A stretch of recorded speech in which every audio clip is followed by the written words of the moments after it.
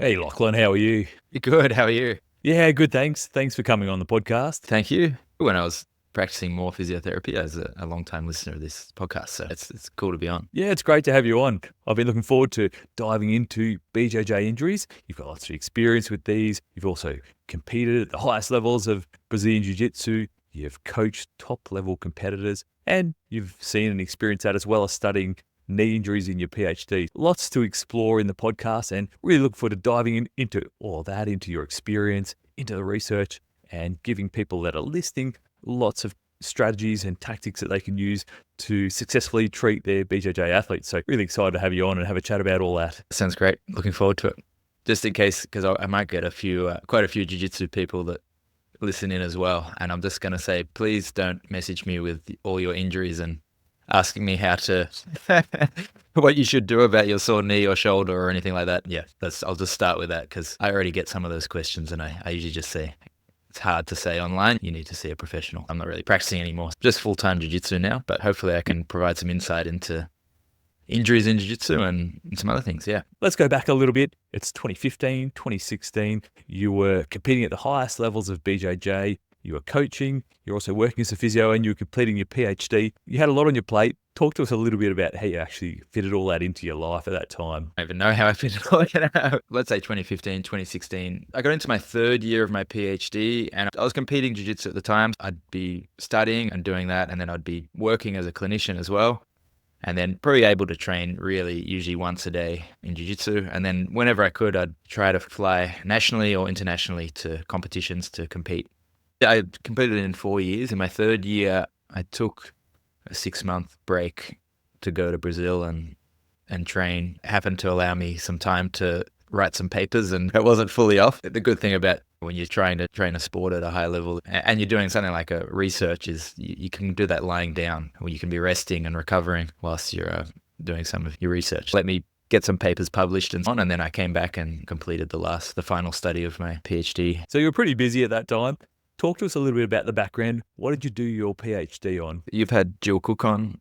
Jill Cook was one of my supervisors, and Kate Webster and Jodie McClelland. When I was talking with Jill Cook, we thought it was a bit silly, or this people trying to isolate particular VMO and versus just general quadriceps and so on. So we thought the idea was to do a study to compare whether there's any differences in quadriceps atrophy, in particular VMO more atrophied than vastus lateralis or the other quadriceps muscles. That was the kind of subject we wanted to look at first, and a good way to start was with a systematic review on just whether there's quadriceps atrophy in patellofemoral pain, which I guess that's something that we all knew going into it. We knew there was quadriceps atrophy, but it's nice to actually put it all together in a systematic review, and as just learning to do research and learning to do a systematic review was a nice long process of finding an answer for something you already knew.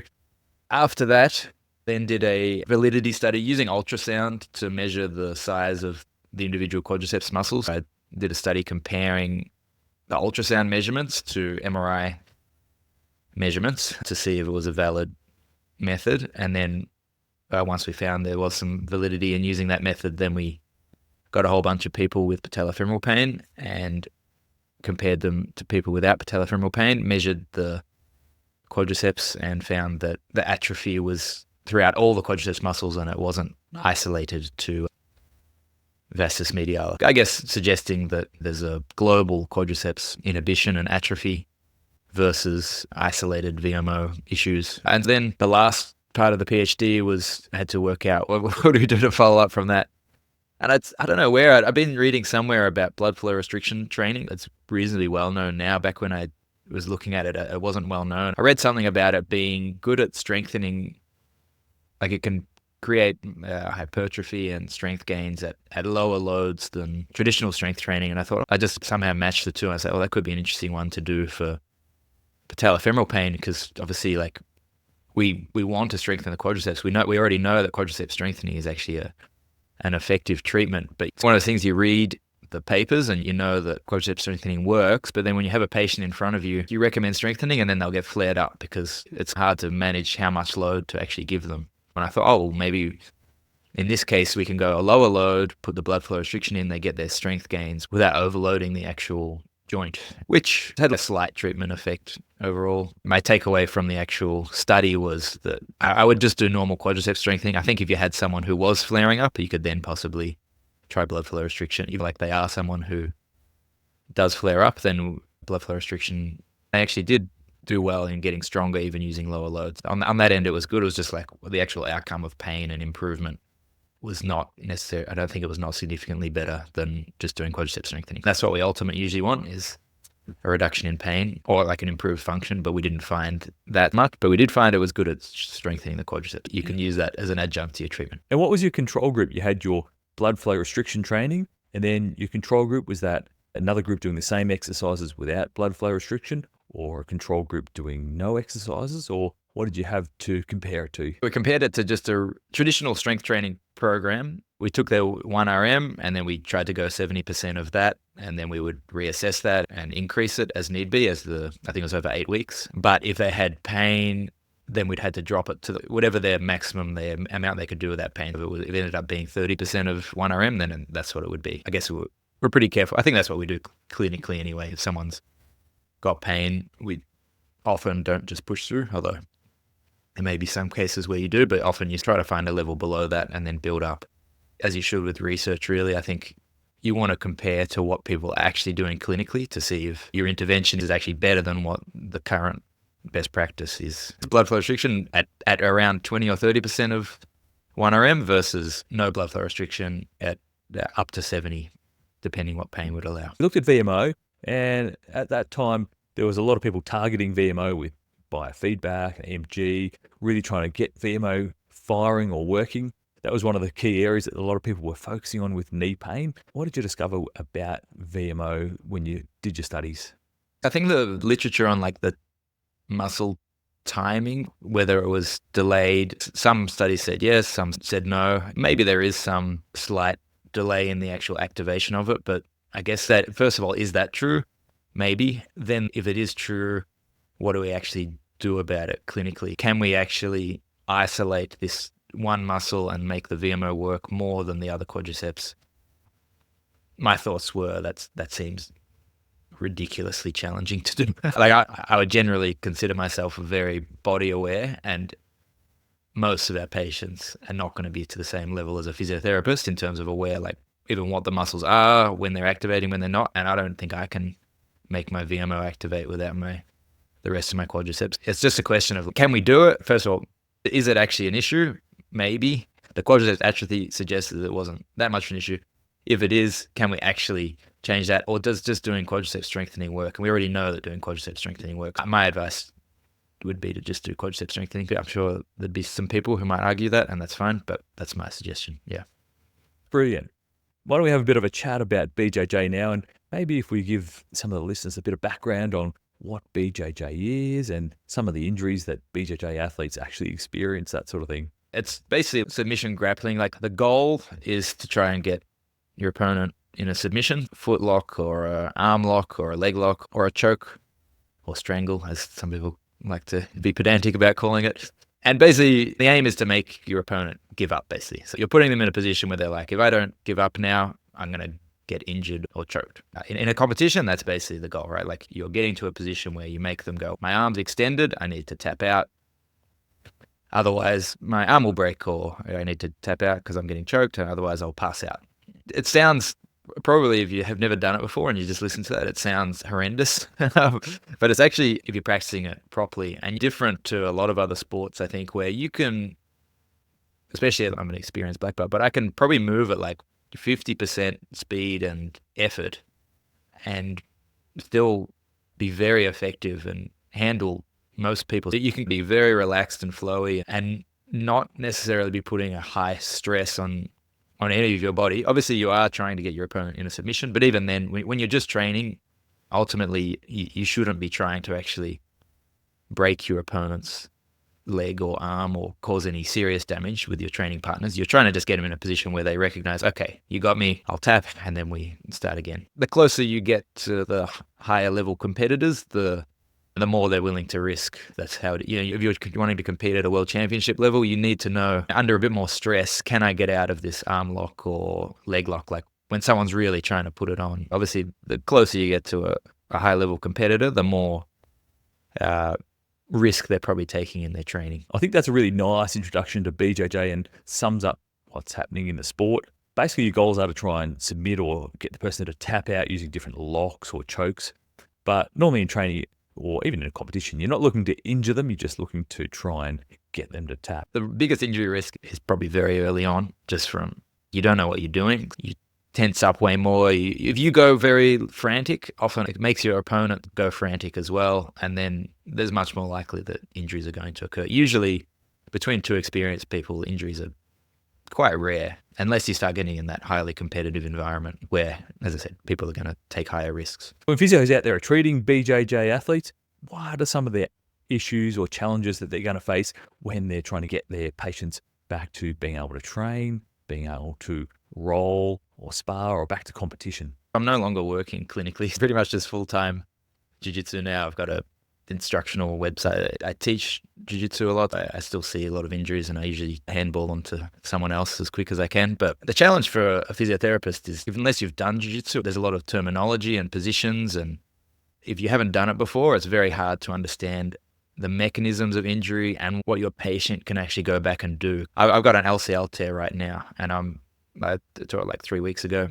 I was pretty much back training a few days later. And I've just totally modified what I'm doing. So I'm playing half guard on bottom, and on top, I know which way I can't turn my knee. I'm obviously very aware of what directions my knee can and can't move at the moment, but you can get back to training, and there's lots of ways people can work around an injury, stay in the sport, and that's often what they want to do, but that also does require experience. Because I've got a lot of experience, I can go, most people I go against, I can control what's happening. I'll tell them before, just be careful of this knee, and I can get back to it. That's not necessarily what I recommend you tell your patients though, because what I'm doing here is, it's like having a deep knowledge of my injury and what I can do in jiu-jitsu. But the hardest thing for a clinician is just all the different positions and where things can be twisted and turned, and then knowing what they can get back to. So probably the easiest thing is a blanket. Don't get back until it's near 180, 90% when you're back to the return to sport phase like you normally do. If you've got a physiotherapist who does jiu-jitsu, they can possibly give some suggestions that is going to allow someone to get back even earlier, because they'll know what positions are going to put strain on the injury you've got. If you've got a lower back injury, you're probably going to have someone avoid getting stacked. There's some moves where essentially you get your legs stacked right over your head, which tends to put a lot more stress on the back than, again, someone like playing half guard or playing on top. Like you can just be on top, where you basically don't have to have much stress at all on your lower back. That side of it's probably the hardest for a physiotherapist. In terms of the injuries, I'd say you get everything. Knees are probably the most common. It's a bit different to most sports in the amount of deep flexion that we do in jiu-jitsu. There's a lot of time spent essentially in a near full squat or kneeling on your knees, under load, and rotating and twisting around your knees in that sort of position, where obviously most sports you're standing up, running around, and the most you'll bend your knees is, I suppose if you jump, you might bend a bit more. Most of the time, you're not bending much more than 100 degrees of flexion, I'd say. Here, we're in like full end range of the flexion a lot in your knees. First off, you got back into training pretty quickly after your LCL injury, besides the fact that BJJ athletes and most sports people want to get back to training as quickly as possible or keep training. Why wouldn't you give your LCL injury a good solid 5 to 6 weeks recovery to make sure it's fully healed before getting back into training? Is there a reason you might want to keep someone training in BJJ as opposed to giving them that recovery period where they're not training? 2 reasons. One, they're going to want to. If you can, you'll have a happy patient. But obviously you have to be very wary that you're not putting them in a position where they're going to re-injure. But certainly something I've observed, and I was always a big fan of the theories around loading. I feel like you decondition a lot from the sport if you took 6 weeks off, all parts of your body are deconditioned and they're all now primed to potential overload when you come back. Whereas I feel like if you can keep training and in a position that works around your injury, then you keep the rest of your body fit and healthy. When that injury does recover, you don't have something else that's waiting to be injured. I'd see these people that they get injured, you don't see them for a while, they come back, something else gets injured, you don't see them for a while, they come back. And in my experience, trying to keep a steady training volume, regardless of the occasional injury, is better if you can. Yeah, definitely. It's one of those sports where you can hit the gym, you can be doing all the conditioning, but still very different to rolling on the mats. It's lots of different stress on your body and different to lifting weights or any of the other sorts of conditioning that you can do. I think I could probably run for about 3 minutes. I could do jiu-jitsu for an hour straight, but you got me to jog. Yeah, I'd be gone after 3 minutes, I reckon. Yeah. Yeah, hell, I had elbow surgery and I had 6 weeks off training and rolling, and I was still hitting the gym, but I felt like at the end of that, it took me 3 months really to feel okay and to get my conditioning back and feel okay after training. It's definitely one of those things that it's very specific, the stresses that it puts on your body. Do you try to approach it the same now? Like try and keep training around things as much as you can, obviously? Knowing there are some injuries you can't. LCL, technically, you shouldn't. Yeah, definitely. When I've had injuries and my patients have had injuries, generally looking for positions that they can actually work in, or maybe it's drilling and finding those positions or attacks or defenses that don't stress that area. If it's an ankle ligament injury, maybe they're avoiding foot locks or they're avoiding stuff where they're hopping around on it like wrestling. But then finding the stuff that they can actually do that doesn't stress that area and finding the level of training that they're able to do without injuring it further. Yeah, actually, that was something. There's 3 modes of training, if we can generalize it. There's drilling, which is just essentially just working a technique. Your partner's not really trying to fight you, give you much of any resistance at all. They should give you like feedback and proper postures and so on. You have to like practice dealing with grips that you're likely to encounter, but that's just getting repetition or even just troubleshooting problems. There's a lot of strategy and techniques. There's a lot to learn in jiu-jitsu. You can get a lot out of, even if you can't actually train hard, you can come in and troubleshoot, and there's much you can get even if you're not able to actually train live hard. That's drilling. Most gyms these days, I think, will usually do some drilling, and then they'll do situational sparring, which is essentially there's different positions in jiu-jitsu. It's not just, we're not always in the one spot, like squaring off against someone. You might be on top, you might be on bottom, you might both be standing, you might have taken someone's back. There's various positions, and even within that, there's sub-positions, different types of guards and different ways your legs can be configured. And specific training is usually like isolating one of those positions. Could be broad or it could be very specific, and saying, let's just go from here, and when we extract ourselves from this position, we'll stop, we'll go back, and we'll train that position again. That's probably where I would generally, if I'm trying to get someone back to training earlier, then they're not fully ready yet, but I might be like, oh, in this position, your knee will be fine. Okay. It's just when we can't do full live training. The last one is rolling, called free rolling or free sparring. That's where anything can happen. Obviously, that's the last thing you're going to take someone back to after an injury. But the specific trainings often allows them to actually still get a bit more of a workout. They're trying things live. That lets them have fun at training, because drilling can be a bit boring. The quicker we can get to some specific training that's not going to stir their injury up is usually a good thing. That's what we'll probably dive into. There's different guards, different positions, and they all place different stresses on different parts of your body. But you've got an LCL injury at the moment. Do you mind sharing how that happened and how you've adjusted your training and that sort of thing? One of the injuries that you will very rarely see in other sports is an LCL, for example. I remember back when I was working with Tanya Pizzari, she took my MRIs because I had a bad, I'll talk about that in a moment, bad LCL injury, but she used to bring it to her clinical professional development talks and show the MRI. It was almost like thought that LCLs don't happen. It's rare to tear an LCL. But in jiu-jitsu, it's quite common for someone to be gripping your leg and externally, they might grab your ankle and they're externally rotating your knee. This is a good way to take someone down, for example. I actually have fully ruptured my left and right LCL when I was much younger. I had surgery on both of my LCLs. When I was 19, I did my left one, and then I tore my right one when I was 21. These were actually both from wrestling training, takedown, which is part of jiu-jitsu, but it's a specific wrestling class. Since then, I pretty much haven't had any major injuries. I've had that recent minor LCL. I've done another minor LCL before. It's an interesting one, the LCL. Like when both of my full ruptures, I had zero pain, did not feel any pain at all. The first time it happened, obviously I think I was in first year physio. I heard a loud pop as my knee turned. I said, oh, that's funny. I kept training for another 45 minutes or so. I did feel my knee wobble a bit during that. And then the next day it was a bit swollen. I went and saw my physio at the time, and he thought the LCL was fully torn, sent me to a sports doc. I ended up getting surgery within a week. And then the second one was similar, no pain at all. It was on the other knee. And I knew I was upset because I knew what was coming. It was basically a year of rehab. I'm not painting the sport in a very good light, am I? Yeah, but that's the reality. This recent one, I must have some weakness in my LCLs to some degree. It was a pretty innocuous event. It was just someone holding my ankle. I went to just lift my hips up. I was on the ground, actually. They were lifting my foot up. I went to lift my hips. And I knew it was LCL. I wasn't sure how bad, but it seems like it's a grade 1 or 2. I didn't get a scan, but it's got a decent amount of stability there. Again, not much pain. I guess that's something to be considerate of. I've seen quite a lot of LCLs throughout my jiu-jitsu coaching and being a physio, and often there's very minimal pain. It can put you off because it'll be like, oh, it didn't hurt. Obviously, that's sometimes a sign of a grade 3, but even a grade 1 can sometimes have no pain. For some reason, it's not a very highly innervated ligament, or there must be some reason why it's not causing pain. But for the LCL, for those who are watching, like, there's a lot of jiu-jitsu movements where like your foot comes towards your head, right? Imagine you're basically trying to touch your foot to your head. This is useful for if you're on the bottom and someone's trying to squash you.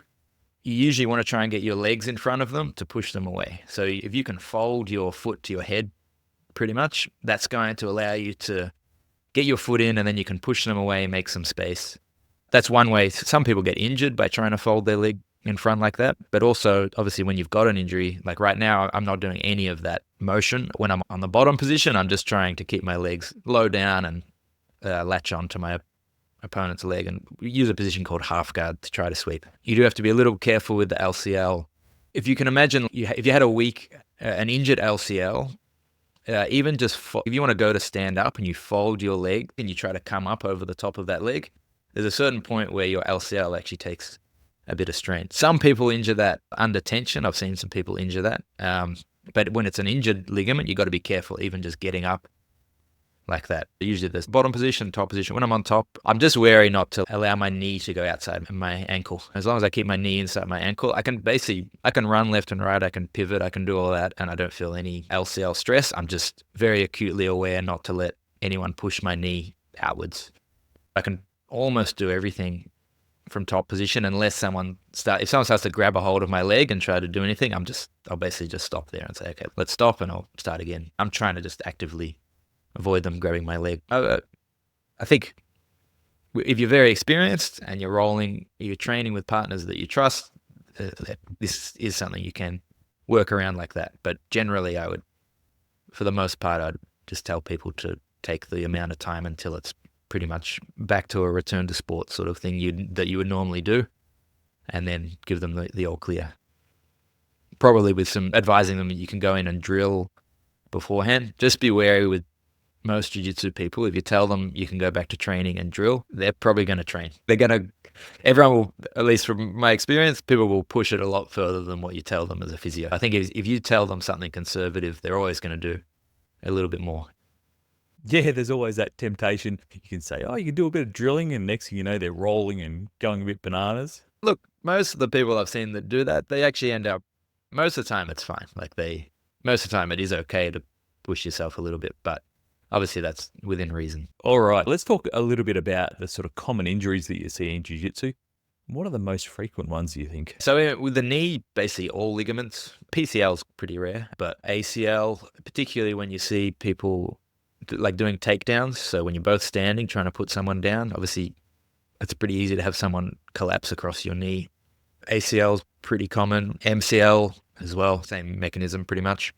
Meniscus, because of the deep flexion that we're working in, I think meniscus is more common. One that is actually very common in jiu-jitsu. You'll come across these people, they'll be like, oh, my knee pops out, and then I straighten it and it clicks back in again, and then I'm okay. And then they often will say, oh, it's like happening more frequently.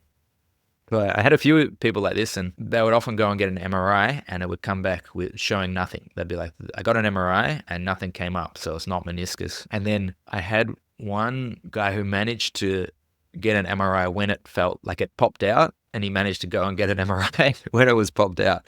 And this is something I'd already spoken to a sports doc who thought it was this, but the lateral meniscus had shifted forward, and it was actually the whole meniscus was sitting in the anterior part of the joint.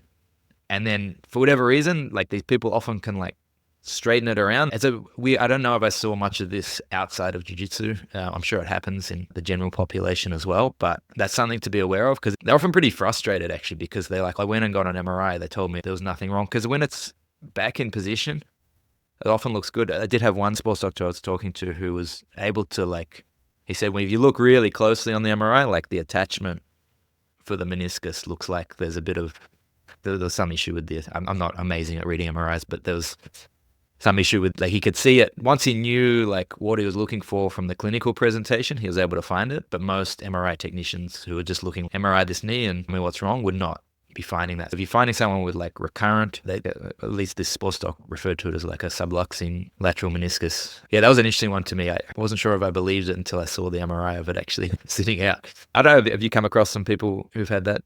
No, but I've read some case studies that have been written up about patients, gymnasts and other people that have had dislocating lateral meniscus. But I haven't seen any myself. Seen plenty of meniscal tears, bucket handles, that sort of thing, but none of these. Obviously, this is just one of the types of meniscus tear that you will any meniscus tear can present quite similar with the locking. But I guess it's just the key difference here would be the returning of a normal MRI result. It doesn't necessarily mean that the meniscus is actually normal. This is quite common. That's in the knee, so pretty much everything. Ankle ATFL is very common, medial ligament. Those would be treated very similar to how you would treat. I think if you treat those ones just like you would for any sport, I think you're fine. Hip, not too much.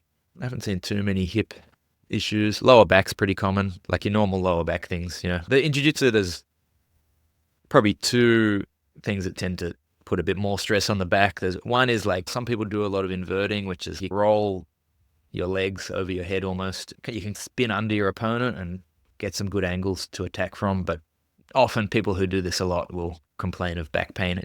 And then there's obviously there's lifting involved as well, right? Especially with takedowns, but there's a lot of times when someone's trying to break your posture down, they're trying to pull you down and you're trying to posture up and stand up against that. There's some back strain there. Those are some things that you can certainly work around to some degree while you're training, depending how severe the injury is. Necks are pretty common. Two reasons for the neck. Probably the easy one is there's a lot of chokes and so on, but sometimes you're getting choked and your neck's getting twisted. It's not uncommon to see cervical radiculopathy, which is obviously something you need to manage. Those are the sort of ones I'd probably want fully recovered before training. It's hard to fully hide your neck and go to jiu-jitsu training. The other way people are injured is often with some of the takedowns, you're bumping into your opponent with your head. It's very common for wrestlers to have neck issues. Shoulders, all your standard shoulder injuries. I don't think there's anything too unique. I've seen quite a bit of osteolysis of the AC joint. You can sometimes land on your AC joint because jiu-jitsu guys get back to training. There's a lot of kind of movement under stress with the arms. Osteolysis seems pretty common. Elbow, very common. I'd say just about everyone who's been doing jiu-jitsu for over 10, 15 years will have elbow issues. It seems to be, I'd say that's extremely common. I know a lot of people who have had bony ossicles taken out of their elbow, probably from arm bars where your arm gets straightened. I say it's probably because of that. I'm not 100% sure, but by having your arm straightened, and of course we try to tap at the right time, but I think it only takes a couple that you're a bit late to, and you get these little bits of essentially floating bone in your elbow that occasionally, you get people who, as they try and straighten their elbow, they get locked at about 10 degrees off full extension, if not more or less. And sometimes it gets caught, they go to straighten and they feel like they have to click it and then straighten. I definitely have that myself. I haven't had surgery on it. Still got full range, but I sometimes feel a little like something gets caught and it clicks. And that's something I've certainly noticed. I think that tends to be something that develops in people that have been training a long time. Fingers and hands. There's two sort of main training. There's the gi, which is like a karate uniform that you might have seen. And then there's no gi, which is basically you're wearing a rash guard and shorts. In the gi, where you've got the kimono, the gi, there's a lot of gripping. You get a lot of finger and hand issues. Someone tries to break your grip, you can get the fingers and hands caught in that. And if you look up jiu-jitsu fingers or something on Google, you'll probably see some ugly looking hands. This is from people holding on to sleeves in a fully closed fist, and they often get these bony growths around the joint of each finger. It's not the most attractive thing, but Yeah, jiu-jitsu hands there. Great, aren't they? Yeah, despite all that, you can train it in a very safe way that's actually very low risk of injury. It's very much up to you. Like, if you're losing, how much do you want to fight to come back and get out of a bad position? And a lot of the risk is on yourself. You can do this in a way that's, I think, very healthy. You get fit, you can keep your flexibility, your strength, heaps of fun. There's definitely a way to train well. And there's a way that you can train that you won't last in the sport that long. What are some of the common ways that people shortcut their careers or their ability to train or injure themselves? The most obvious one is not tapping. You can look up a picture of Paolo Meow getting knee barred. Basically, like, some people just don't tap. It's less common right now, I think, but at one stage, people just would not tap to leg locks. Like at the high level, like the world championship level. You get these people that are just like, I don't care. Like, you can be breaking my ankle, breaking my knee, I'm just not going to tap.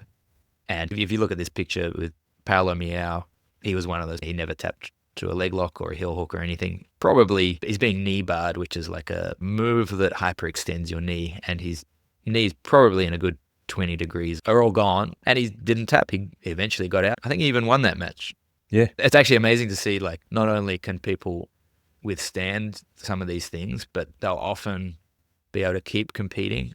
And a lot of the times you're like, I don't know how, you're like, what are you doing? That's terrible. And then you see them compete 2 or 3 months later. It's amazing how well people can recover from some of these injuries, but then you're not going to, like, 5 years down the track, that's a different matter. Eventually, they just get like a joint that's swollen all the time, and it really impacts their ability to train. And then if you can't train properly, you can no longer compete how you once were, and then it stops. Look, some people justify that. There's a classic match, Renato Jacare and Roger Gracie, and Roger Gracie is considered like the greatest of all time. And he, in the World Championship final, he had an arm bar on Jacare, and Jacare basically let his arm break, shrugged it off, and then basically ran away for the last minute, and he won the match. Maybe if that's your life's work, like, you've done all this training, like, some people might justify for themselves, like, having an injury like that to win, to be a world champion. I guess I see an issue with it as well. Just like, then you see people in a local tournament trying to emulate their heroes, and they sometimes will try to repeat that mentality. But I think it's gotten better. The real mentality I think you should have is, well, for me to get better, I got to get better at not getting caught in this position. There's a lot of mistakes I've made to allow you to have a hold of my leg or my arm like this. And if I just tap now, I go back to the gym and I work on fixing those mistakes, I won't be here.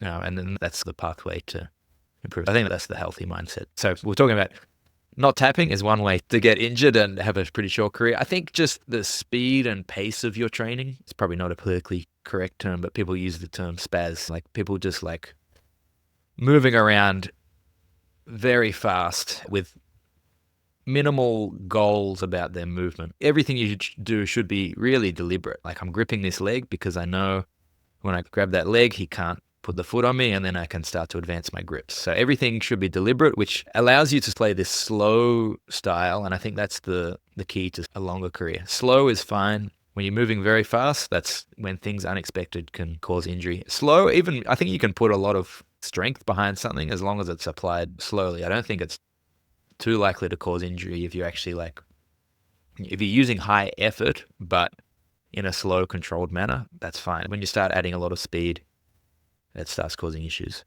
Yeah. Rolling in particular, like, most people tend to match the effort of their partners. If you're going in hard, then their partner's going to go in hard. How do you find you can tend to adjust things besides positions, or other ways you can get people safely back into training? Yeah, that's a good point. Once you've been training at your gym for a little while, you know who's a dangerous person to train with and who's calm and methodical. Despite all your efforts, like, I try to encourage that sort of calm, methodical style, but you're going to get people who do all sorts of things. Like, one way to just avoid getting injured, just don't train with, you don't have to train with people that you don't want to. If someone's a lot bigger than you, if you're small, if you're 55 kilos, I think it's good to learn how to beat a big person. Like, it's a very useful skill set to learn how to, if you're 55 kilos, it's a good feeling to know that you can go against a 120 kilo roided up person and you can take care of them, that's like a nice feeling. But if you're doing that all the time, that's high stress on you. Like all your movements require near maximum effort just to create some sort of effect. And that's obviously much more likely to injure you than training people with people your size, where you can use 70% of or 60% effort, which is much more tolerable. So that's an important thing. Yeah, I definitely think in returning to sport, picking the right training partners, and you got to look at yourself as well. Reflect on yourself. Are you the training partner you think you are? Because I think most of the people who run around very fast and who I'd say are like high risk of injury, if you ask them, they think they're on the slow, methodical side. People don't always have a great perception of what they're actually like. Something that's often worth recording yourself training and just have a look and go, what do I actually look like? Am I moving in the way that I want to move? But a lot of that, you can set the pace a little bit yourself. If you're against someone who moves around like that, often if you come in much slower and with some sort of soft grips, you'll often tend to bring them down. At least if you can take them down 10% from their speed, that can be much better for injury prevention. So I think often how you initiate the role will dictate what it's going to be like from then on. Let's have a bit of a chat about inverting, where people are up on their upper back, they've got their legs up over their head on the floor or up in the air.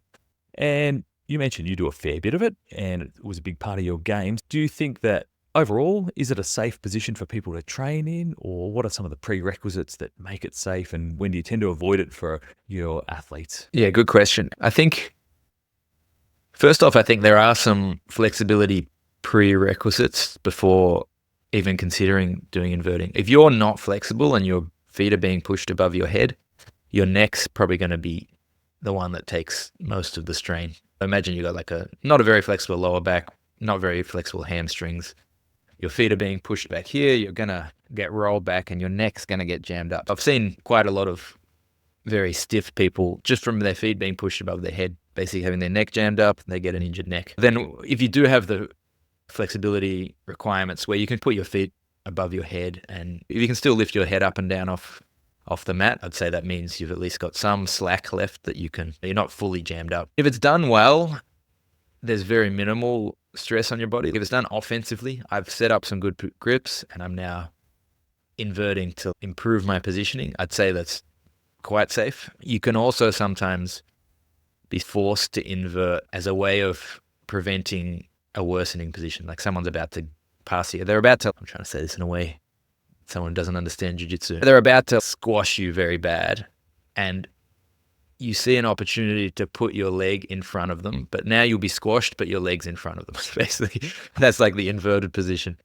And it is usually a better outcome, like from a tactical perspective, maybe not from an injury perspective, but from a tactical perspective, to have your legs in front, because they're the strongest weapon you've got to push them off you. So if you can, you would want to get your legs back in front of them, but you're now going to be jammed up in this sort of very contorted position, and you're also going to have to use a bit of energy to try to push them off. You're in a bad position, and also because of that bad positioning, you have to use quite a high amount of force to get rid of them. Overall, you'd probably be less likely to get injured if you just let them pass the guard and try to recover a different way. But that depends on your goals. If you're a competitor, you've got to have a mindset of, I'm willing to risk some chance of, like in any single incident, your chance of is quite low. It's just if you're doing this every day, over and over again, like at some point, you probably will run into some issues. If your aim is longevity, I'd probably try to minimize the amount of time you spend in that, and also just make sure you're stretching to have the flexibility that if you do happen to get in those positions, that you can relax in the position, and there's not that much stress. It's only trying to fight out and push them out that I feel like you actually start to feel a lot of stress through your body. So at least if you're flexible enough, you can relax into the position and hopefully eventually find your way out. Yeah. If BJJ athletes are thinking about inverting or getting back to inversion or taking it up, are there any sort of baselines, anything you're looking for when it comes to flexibility, strength, control, that sort of thing, to identify whether that's likely to be a safe or a comfortable position for them to train in? A functional test for inverting would be lie on your back, swing your legs above your head, and to the point where you touch your feet on the ground. So obviously, few things are going to be stressed here. It's going to be your lower back and your hamstrings for the most part. Sciatic nerve probably a bit as well because you're going to be dorsiflex. So you're going to try and touch your toes. First, can you touch your toes on the mat behind your head while you're lying down and rolling back? Then can you lift your head up off the ground? That's the assessment I would use. And probably the main thing I would recommend people stretching if they can't do that is the hamstrings. In particular, it's very minimal added strain and it's going to help with your range of motion in that, and then save your neck and your back. If your hamstrings are flexible, if you're flexible enough through your hamstrings, you could almost touch your feet behind you with very minimal bending of your back or your neck. That would be ideal. When you're working with your BJJ athletes and they're wanting to invert or they're a bit stiff, is there any particular hammy stretches or anything that you find can actually help them to get into these positions? For that one in particular, I think your standard touching your toes style stretching is probably okay. But when I stretch my hamstrings, I usually basically do like the front splits. I mostly stretch more for performance than injury prevention. But there's a few things like in terms of recovering your leg. Sometimes your free leg has been pushed back, so it's very extended, like in a front splits, and you still need your other leg to come up and try to get in front. Having that split type action, I think, is pretty good at reproducing that same action. Hip external rotation, I can't do that right now with my LCL, but that hip external rotation is very beneficial for getting your leg back in front of your opponent. That sort of pigeon type stretch, I think, is quite good. Most of the stretches I usually recommend are like around the legs. I think if you've got flexible legs, in terms of performance, is quite beneficial for when you're playing on bottom. Yeah. I think overall having a level of flexibility is good for injury prevention, but then I think a lot of people who are flexible then rely on it, and they spend a whole lot of their time training getting squashed while they're inverted. Because they're flexible, they're like, oh, I'm comfortable going to this position, and then so much time there that I think that is probably a problem too. Yeah. What sort of problems does that cause? Most people who do that a lot, I think, have a sore lower back. Mostly lower back, I think. If you're not flexible, I think the neck then starts taking the stress, but usually it's the lower back. To be honest, most of the people I've seen that have a sore lower back, it's usually just stiffness. I've seen a few more severe radiculopathies and so on, but I would actually overall say that hasn't been as frequent as I would have thought, given the amount of time some people spend there. So sounds like flexibility is a pretty important part of it. You've got to get your legs into different positions to retain your guard or get back to better positions, or even just achieve the positions that you want to.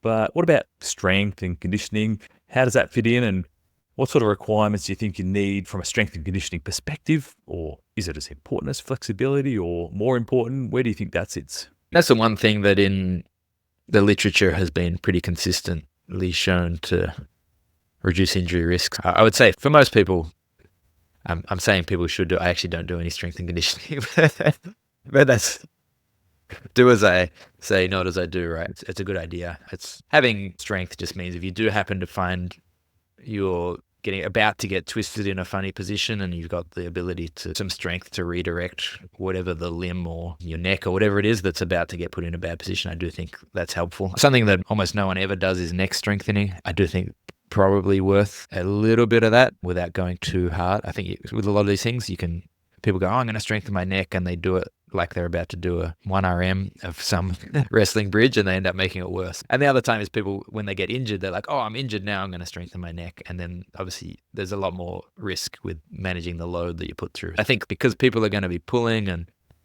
twisting your neck, it is worth doing some level of strengthening for the neck as well for injury prevention.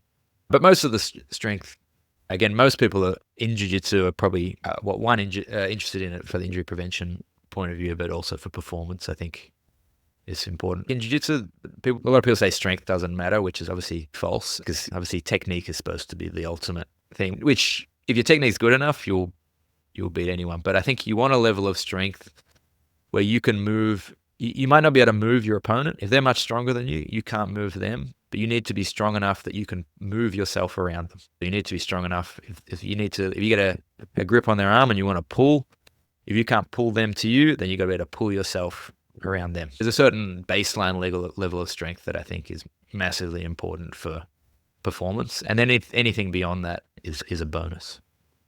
You're not a fan of doing it yourself? I don't enjoy it. In the past, I've done small amount, but yeah, I don't think I ever lost a match where I was like, oh, if I was stronger, I would have won that. Usually when I lose, I'm like, oh, they put their leg here and I just need to fix this or that. And that problem won't exist anymore. There's always a technical solution to a problem, even if your opponent is much stronger than you. Of course, strength helps. It probably increases the probability that anything you're doing might work.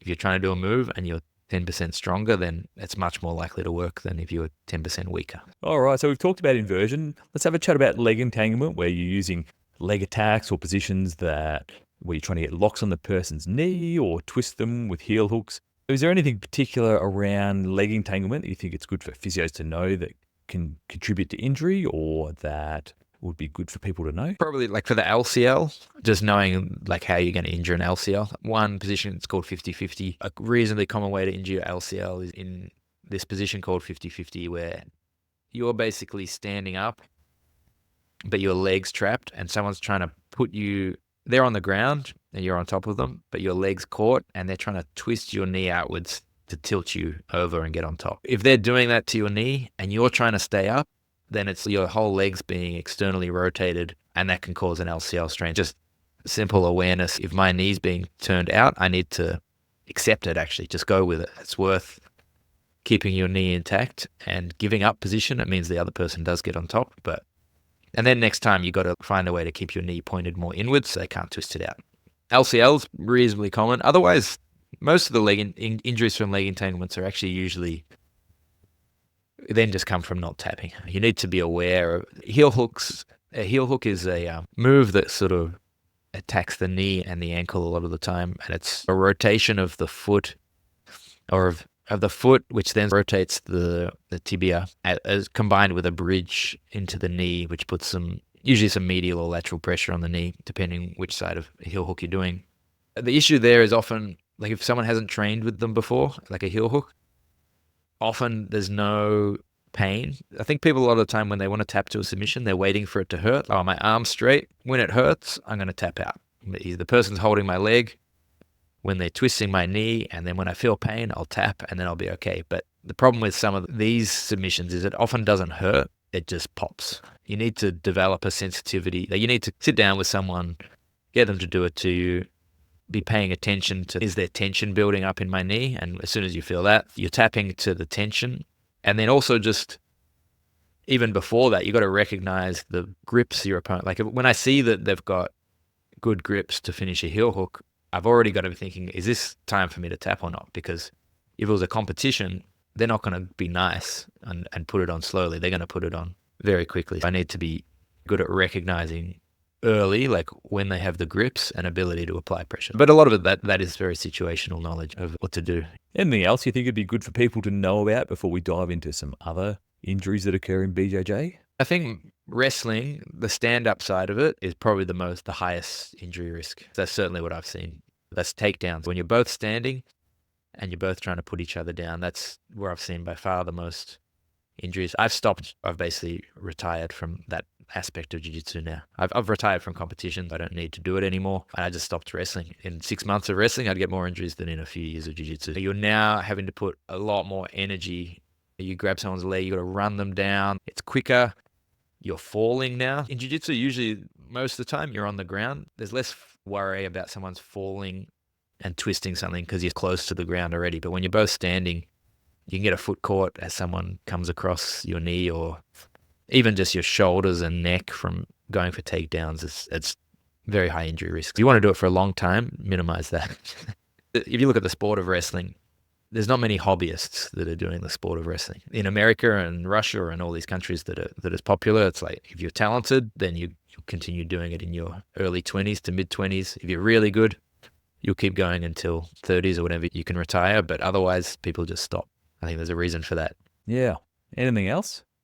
There's a position called half guard, where if you're on bottom, you trap one of your opponent's legs with your legs.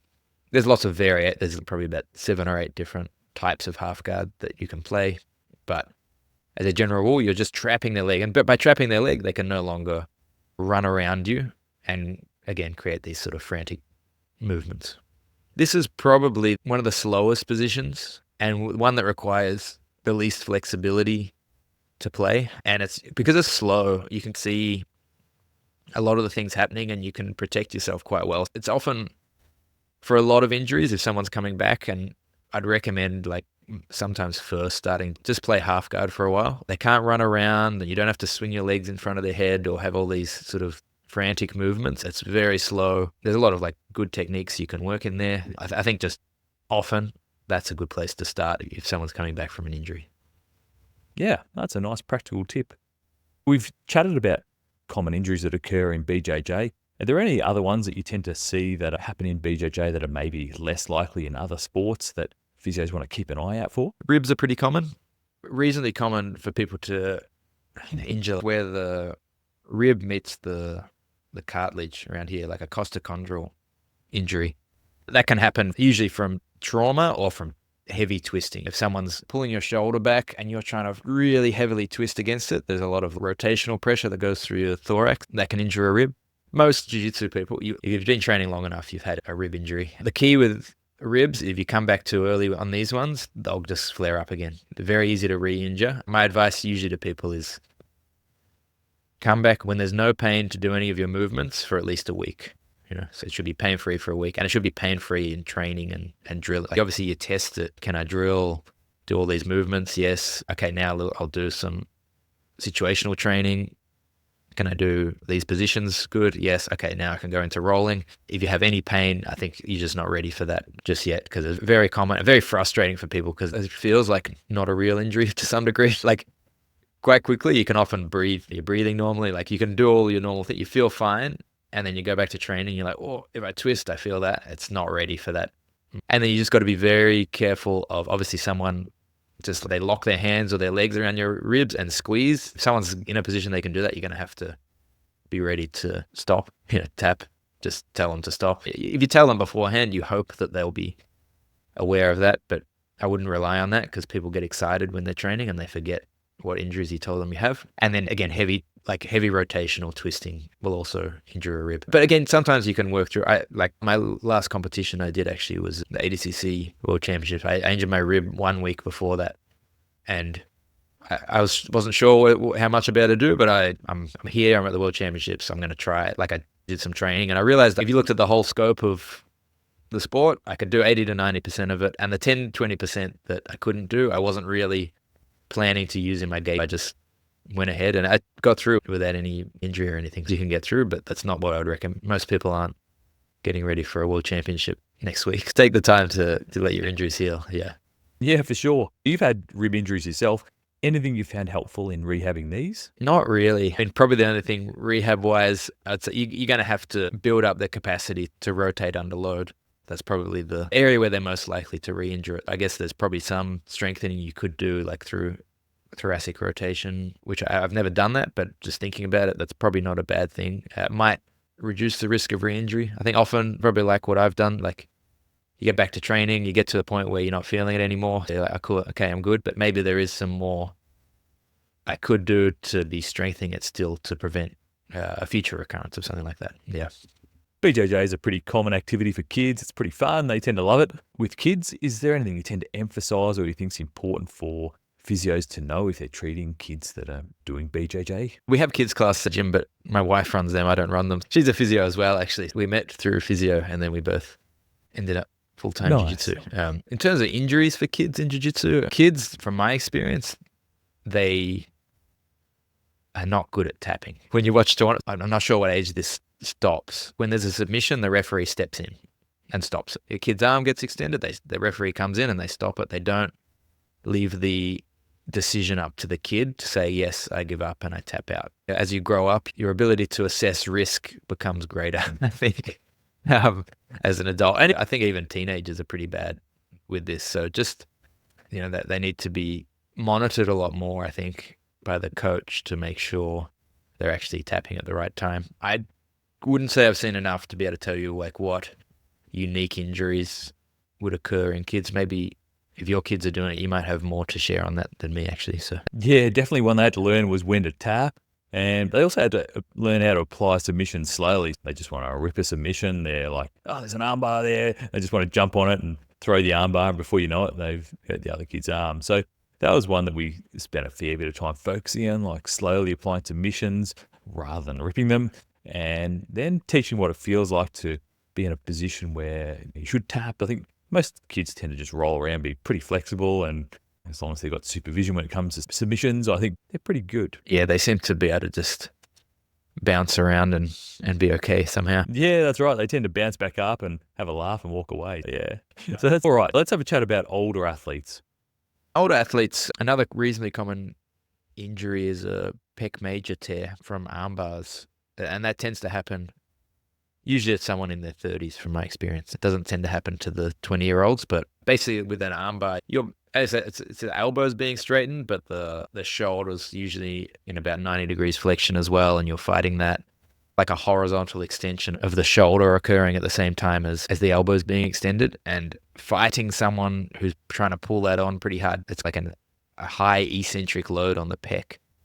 There's been a few that I've seen of those, and a few I know, like Bernardo Faria, who's a pretty famous jiu-jitsu guy. That's probably just one to be aware of if you get someone who's got acute shoulder pain. It's probably pretty obvious as a clinician whether they've got a pec tear or not. But yeah, if you're a bit older, I'd probably just, this is more talking to the jiu-jitsu people, but just choose a style that suits your, I don't know if everyone, will you be inverting forever? I don't know. There are some flexible people who are a bit older, and I've seen them do that quite well, but it probably overall does contain a slightly higher risk. I'm a big believer that whatever you do, if you allow time for your body to adapt to it, that you can often get away with quite a lot of things, but just inherently, obviously, there's a bit more strain on the body being squashed up and inverted than there is playing your half guards. And yeah, you might possibly, people often gravitate towards the slower game of a half guard as they get older than they do the sort of dynamic outside legs passing and open guards. Before we got on the podcast, you mentioned there about some of the other injuries, and one that you actually brought up before was forearm periostitis. That's one that I haven't had a lot to do with. Tell us a little bit about that one. I actually had it a little bit when I was a bit younger, probably like 22, 23.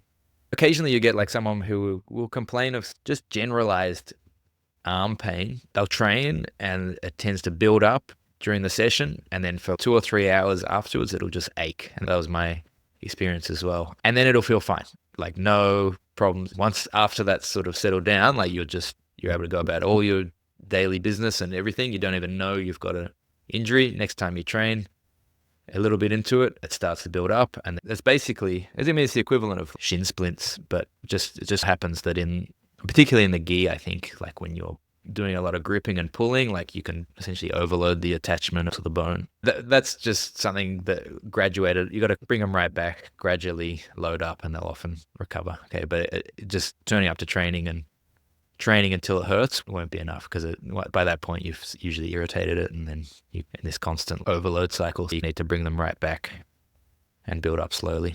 Usually, eventually, people recover from that, but I've seen some where people get quite frustrated because they keep coming back too early. Or doing too much too early. There's gi and no gi.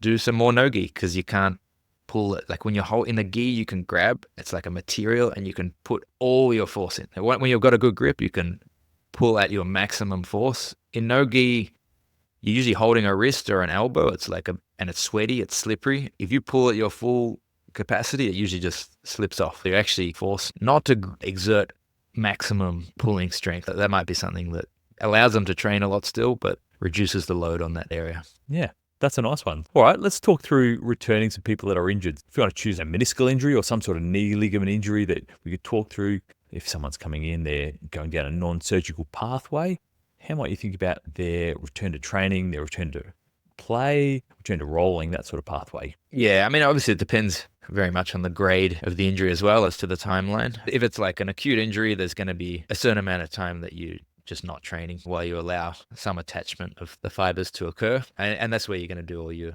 range of motion and your strength and whatever else you would normally do. In terms of the actual return to sport, I'd be thinking if you're treating someone who does jiu-jitsu and you don't do it, it's going to be hard to know what is and isn't going to put stress on that. But let's say it's a medial ligament, just because we talked about the LCL already. Anything that puts medial stress, we want to avoid. I'd say a lot of guard, you're probably going to be okay. For example, you could first practice drilling some half guard. You could do an underhook sweep. You get half guard, you get an underhook, you drag their leg out, you come up to your knees and you get on top. I think you can do that in a way that puts minimal, if any, stress on the knee. There's actually quite a lot of room for them to find things that they can do. And a good thing about something like a medial is they'll feel it. It'll hurt a little bit if they're twisting it the wrong way. So they'll know whilst they're drilling, it's in a controlled manner where I highly doubt they're going to tear it or cause re-injury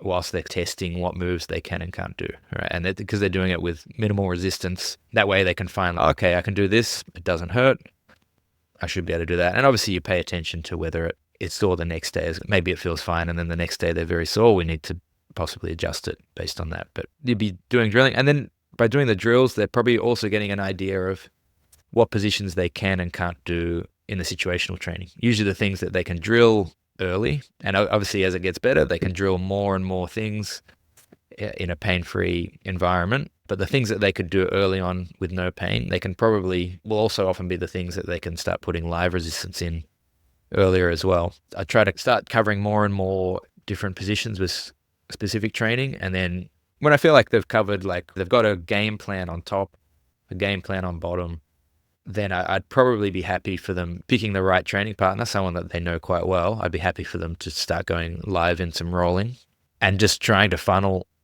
the roll into that area, and just having some very clear as to when, if we get here, we're stopping, and we're just going to keep it in this range. And that's just a gradual progression from there back into adding more and more things. And everything you add, you should be first probably drilling it, like just testing it, troubleshooting it, that area with low resistance. Then you're going to do specific training there to test it a bit more with focus on your injury, but like you can actually go live.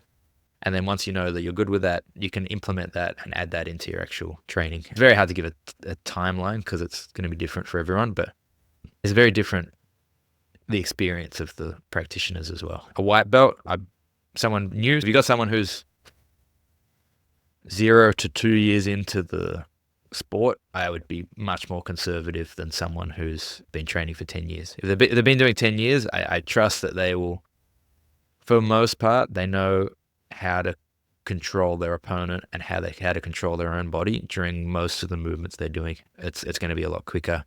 The return to training, obviously the injury still has to heal, but they're just safer in those positions. Do you think it's worth the risk of getting people back training and rolling while they're not fully recovered?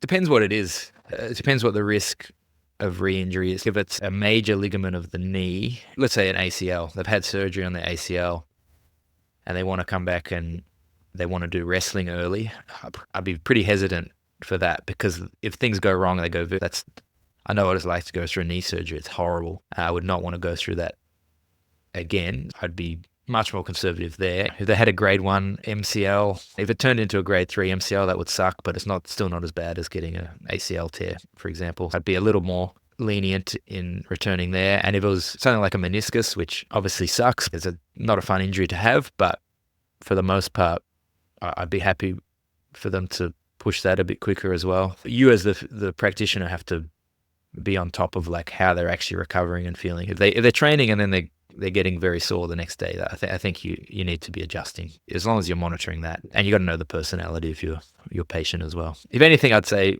if you're not in the sport, if you're a physio, you're outside the sport, you're treating someone who does jiu-jitsu, I'd be more conservative than perhaps I would, if that makes sense. Just because I feel like knowing the ins and outs is a big benefit. What about low back pain? If you had a patient or someone that had low back pain or a low back injury, is there anything different you do with them, or any other ways you'd guide them back into training or positions that you think might be better for them to start with? Yeah, I'd probably mostly get them working more from chest to chest position, half guard, things where like no lifting required, very little chance of getting stacked. Half guard's a great one for that. If it's pain, to me, it's mostly going to be monitoring their response to the training as well. And that definitely includes response after training and where they get sore. A lot of the time, people with lower backs, they feel great when they warm up, and then the next day they regret it. You got to incrementally build up on that and start with drilling first, and then again into the situational training. But half guard, I think, would probably be where I start from bottom, and half guard passing on top, it probably actually would be first, because there's almost no lifting. Your back's basically, you don't have to use your back. Essentially, it's like lying down, right? You're just lying down on top of your opponent, and you're trying to work and free your leg they've trapped your leg, and you're trying to free your leg. That's the battle there. mount, those sort of positions are going to be good. And then some of the open guards where you might invert and so on, I think they're going to come a lot later. And wrestling. Wrestling's going to be one of the last things I do. Trying to lift someone up from a single leg is usually you're quite far out of position. Your opponent's trying to make it as hard as possible for you to lift them. They're making you put as much force as possible through your back to actually achieve that goal. Those sort of things in the wrestling, I'd probably leave till later. If not even, what are you doing jiu-jitsu for? Is it just a hobby? Then do you need to be trying to lift people? I've got like minor, I wouldn't say an injured back, but occasionally I'll get like stiffness and soreness in my back. I just don't see the need for me to try and pick someone up with a takedown. That's just not a worthwhile thing. I feel like if I do that all the time, I'm just going to end up sore or injured, and I'm not competing anymore. I don't see the need for that. That's something you can discuss. I think if you're a physio, you'll struggle to talk someone out of doing the sport. They're going to want to do the sport, but you can try to talk them possibly out of certain parts. Do you need to do these sort of movements? Can you work around that and come up with a different game? Usually there's ways around whatever's causing them issues. I think that's a great message to finish with. Is there anything else you want to share before we wrap this up? Yeah, I have said this already. It can be done in a safe way. If you can get your patients working on graduating back, and I think just if you've got someone who you're not sure, like they're reasonably new to it, then I would recommend being very conservative at first as a practitioner. That's one of the great things about jiu-jitsu. There's lots of different positions you can play. You can work from top or bottom. You can use different types of guard positions like half guard. You can avoid wrestling and maybe play from the ground. Even with different injuries, there's lots of different ways that people can work around it. They can figure out a new plan or a new strategy and a way to play that changes the load on that area. Or if they're having trouble with any of those positions, they can just change to a different one. Lots of fun. There's a risk of injuries, but there is with any sport. And I think it's been great to hear about the different ways that you can work around injuries and keep people training and playing as much as possible. So tell us, where can people find out more about you, what you got going on and that sort of thing? I teach at Absolute Mixed Martial Arts in St Kilda.